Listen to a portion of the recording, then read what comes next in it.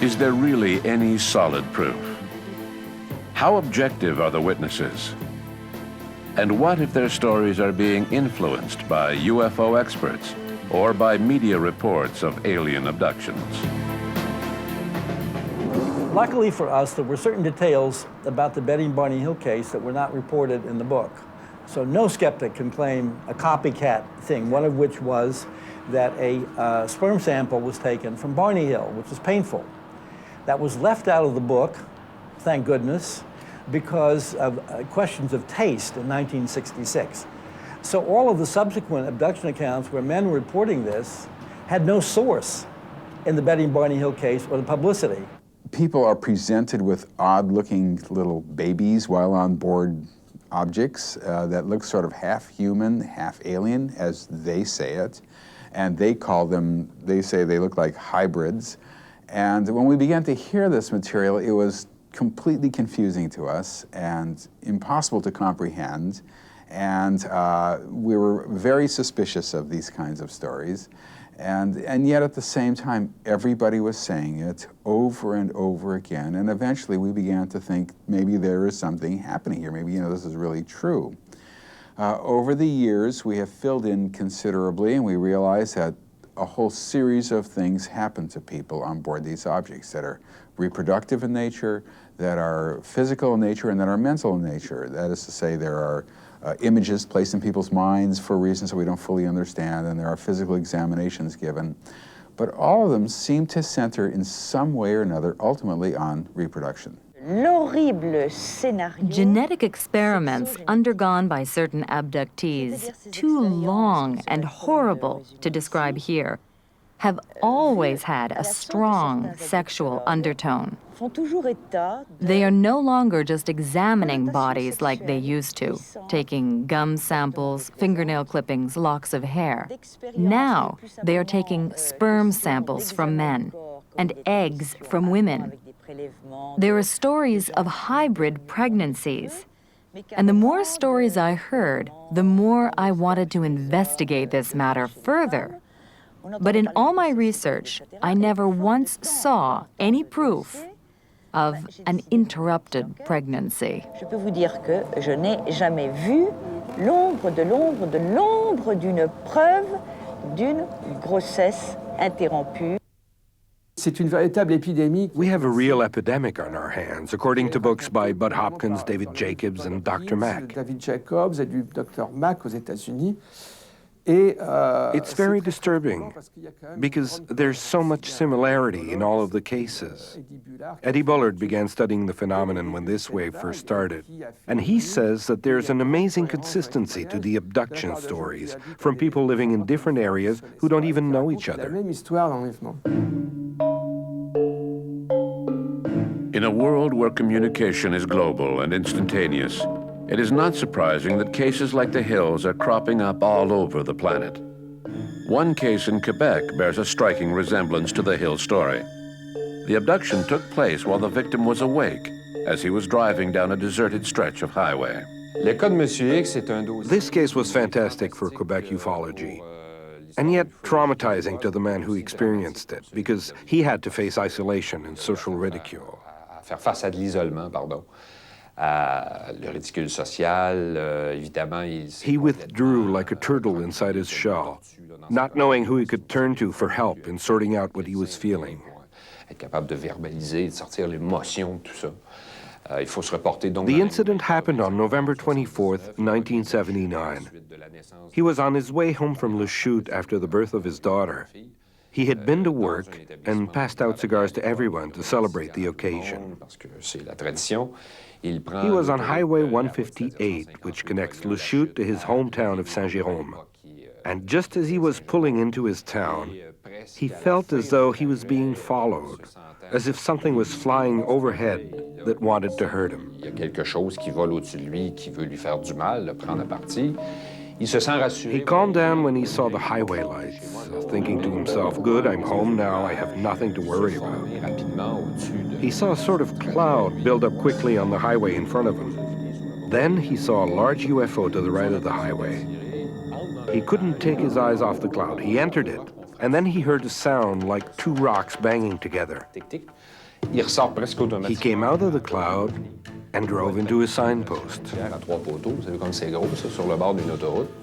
The car was slightly damaged, but the engine was fine, so he continued driving. Pour l'empêcher de rouler, il remonte immédiatement à bord, le moteur tourne. When he finally got home, he realized that he was missing 110 minutes. Il marche plus dans sa tête, il manque 110 minutes dans sa vie.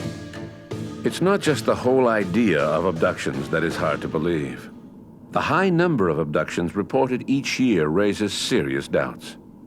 As far as ufologists are concerned, abductees are experiencing a genuine phenomenon. But to skeptics, these stories are nothing more than fantasies. Alors, il y a, bon, les sceptiques disent, mais il n'y a aucune preuve. Skeptics always say, but there's no proof that it happened. There are indications if we look closely enough. Marks on the ground, strange cuts on victims' bodies, and perhaps even implants, small objects hidden somewhere in abductees' bodies. One of the things that people want, of course, is they want physical proof. However, having said that, we have had artifacts. People have had implants in their heads that they've recovered in some way or in other parts of their body. In 1995, several alleged abductees claimed to have an implant and went to see Dr. Roger Lear in California, who performed minor surgery to remove the implants. A series of operations were performed in 1995 and over the next few years. It seems this foot surgeon, Dr. Roger Lear in California, was able to find and remove these small implants.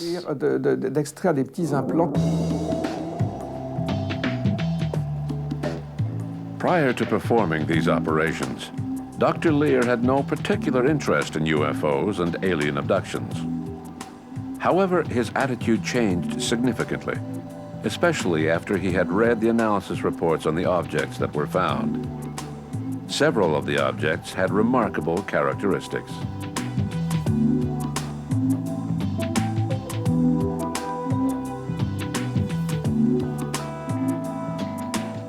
The basic summary of the findings to date.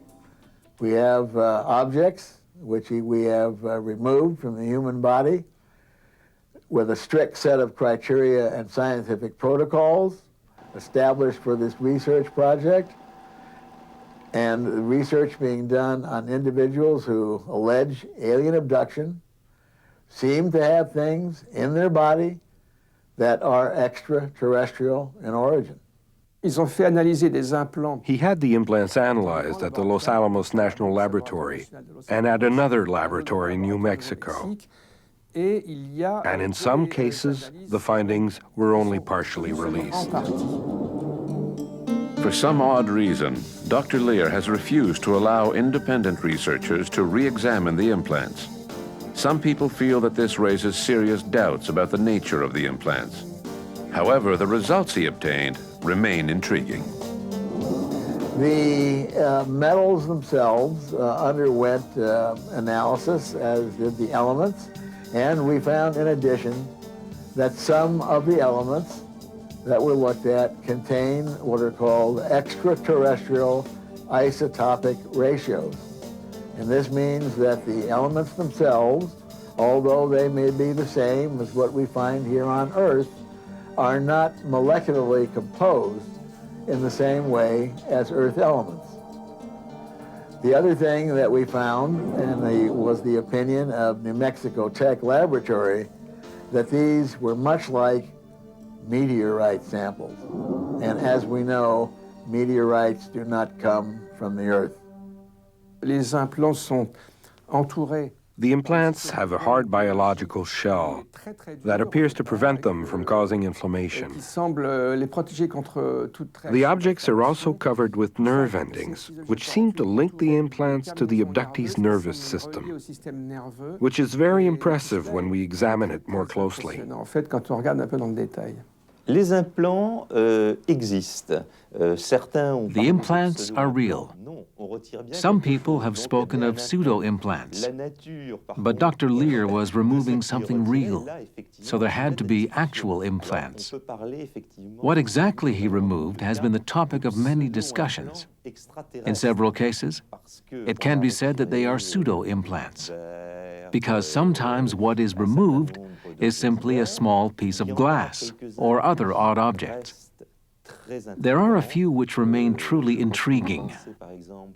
I still think that the implant removed from Richard Price, an American abductee, was very odd, because the object changed form between the first analysis and the final analysis done by Professor Pritchard.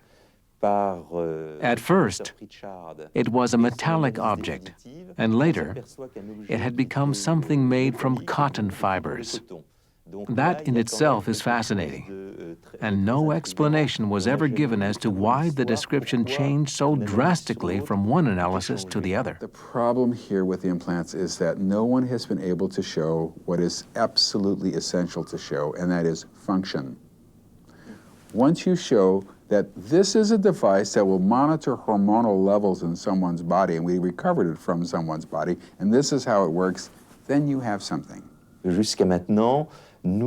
Up until now, we still haven't found the alleged alien transmitters mentioned by certain UFO authors.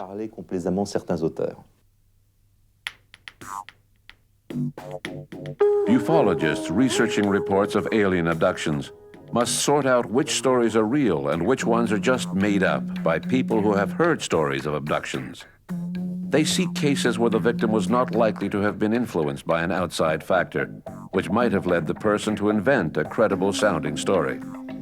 Ufologists feel that the Hills were not exposed to any cultural influences since they were the first case reported.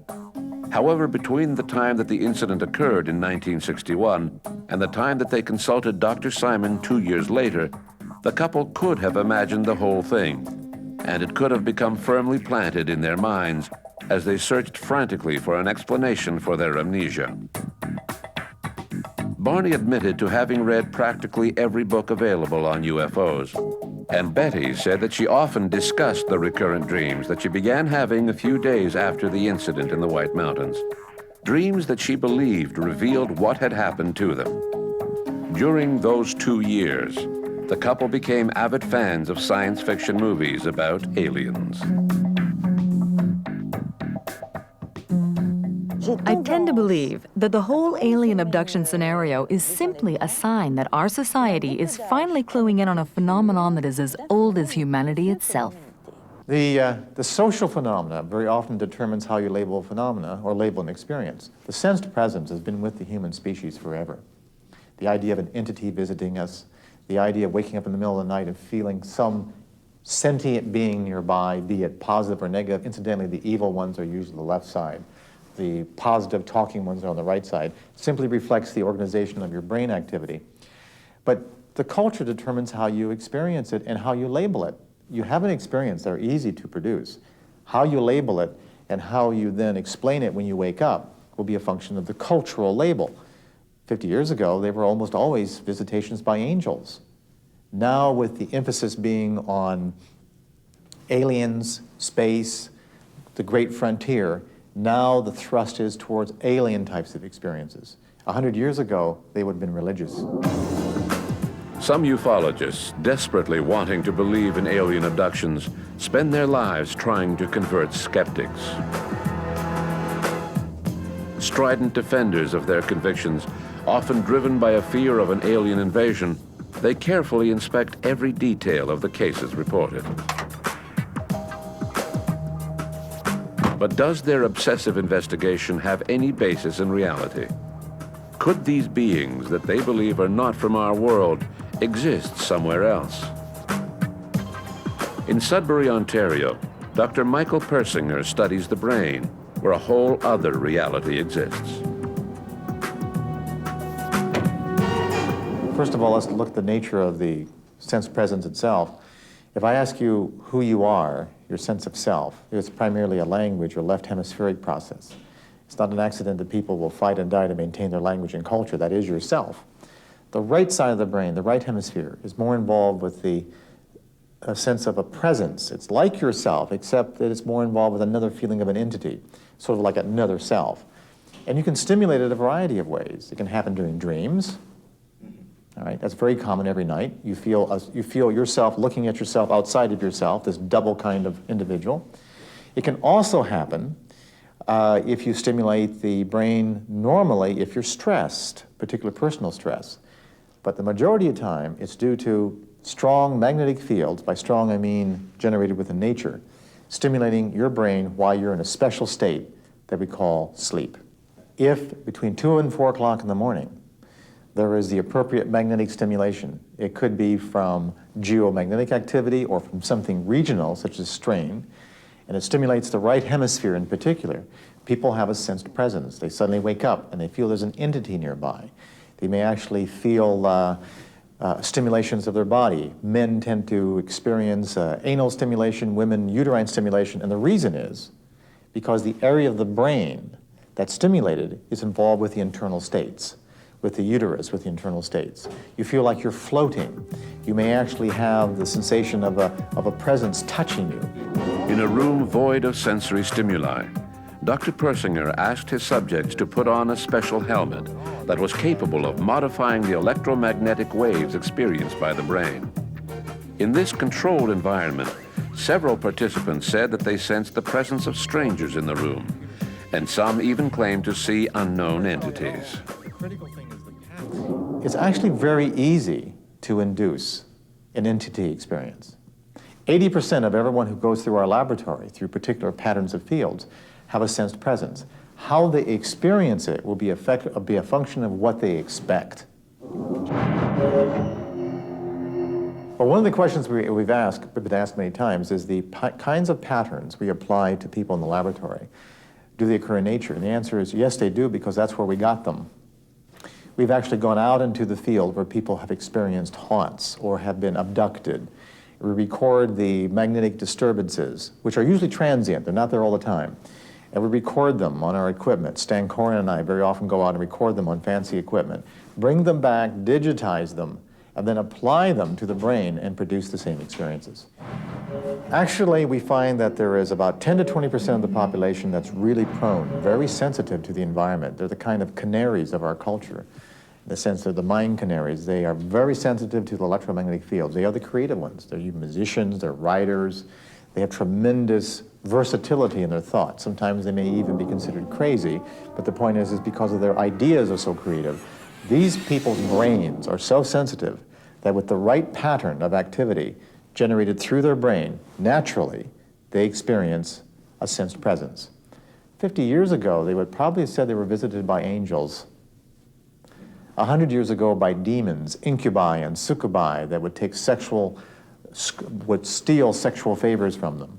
Now, of course, the entire phenomenon of the succubi and the incubi has been replaced with the alien abduction, because that's the society in which we live. Vous savez que les histoires d'OVNI commencent en 1947. The history of UFOs began in 1947.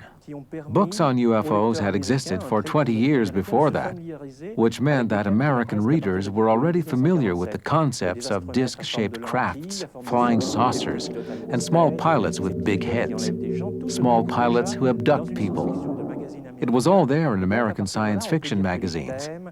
So it could be said that these alien stories were all simply based on these fictional models.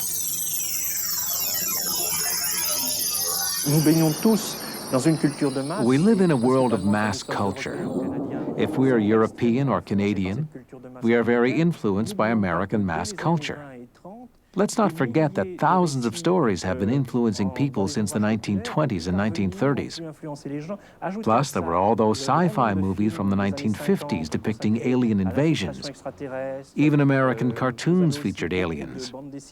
That's a lot of exposure to the idea of aliens, and I think that people's minds just got saturated.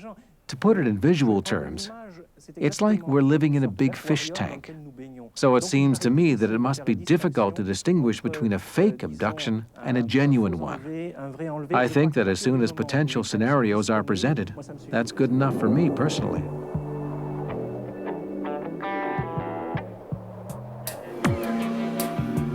Barney and Betty Hill's story has become part of the universal mass culture.